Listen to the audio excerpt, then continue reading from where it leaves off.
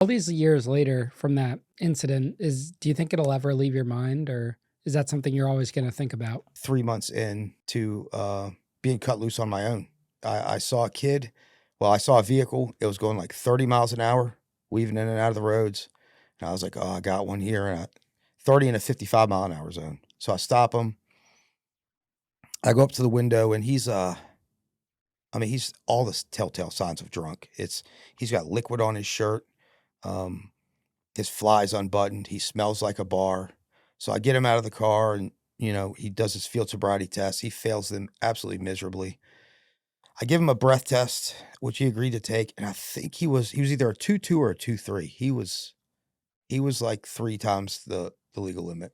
So that's pretty drunk. So I handcuff him, and I take him to the back of his car, and my backup officer comes, and thankfully a sergeant showed up. And they usually don't show up to those, so he was just passing by, so he showed up. And back in early 2002, 2002, we didn't have cage cars like they have now. We might have one or two, but most cars were just an open vehicle. So what we would do if they weren't combative is we would just transport them in the front seat next to us. So I arrested him for DUI, and I looked at the backup officer, and I was like, "Hey, can you watch this guy so I could clear out my front seat? Because your front seat's where you keep all your duty bags and all that stuff, your lunchbox, whatever."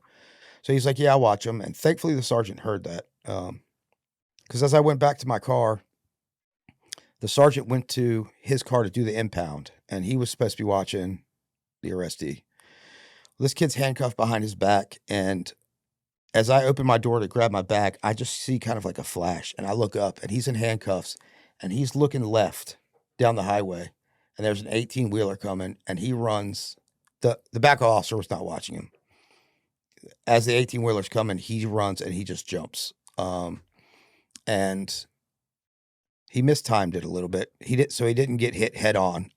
He didn't get hit head on, but he hit the side of it, and it was a car carrier, one of those big metal, 18-wheelers that carry all the cars. So it spun him like, I don't know, it spun him and threw him about 50, 60 feet, ripped him out of his shoes. So I run over there, and he's a mess. He's a mess, but he's still alive. He's still breathing.